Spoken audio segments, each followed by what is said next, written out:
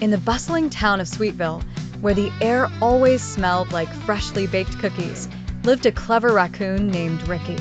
Ricky was known among the forest animals for his knack for finding the best treats and his mischievous personality. One sunny morning, Ricky woke up with a craving for the famous cookies baked by Granny Goose. Every year, Granny Goose held a grand cookie festival at her charming woodland cottage, where all the animals gathered to taste her delightful cookies. Ricky, being the curious raccoon he was, hatched a plan to snag the freshest batch of cookies.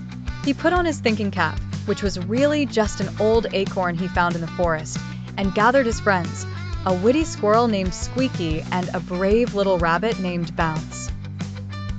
"We need to be sneaky," Ricky explained, his eyes sparkling with excitement. "Granny Goose keeps her window open to let the smell of cookies spread through Sweetville, and that's our way in." Squeaky, who loved a good adventure, chimed in, "I'll distract Granny Goose by doing my famous nut dance in her backyard."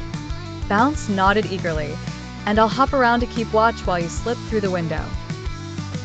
With their plan in motion, the trio made their way to Granny Goose's cottage. Squeaky performed the nut dance with fervor, making Granny Goose chuckle and clap along. Meanwhile, Bounce, with his keen eyesight, kept lookout for any signs of trouble.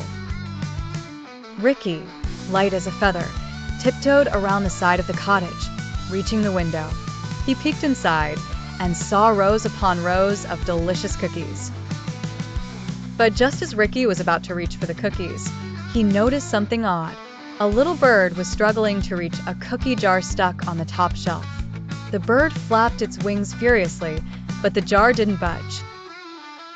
Ricky paused. As much as he loved cookies, his heart melted for the little bird. He climbed inside and gently nudged the jar closer to the edge. The bird chirped happily, "Thank you, Ricky.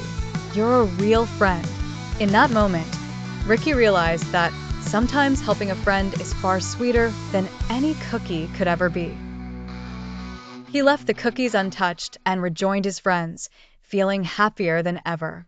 When Granny Goose discovered Ricky's help, she was so impressed she gifted him a special cookie basket at the festival, declaring him the honorary cookie hero of Sweetville.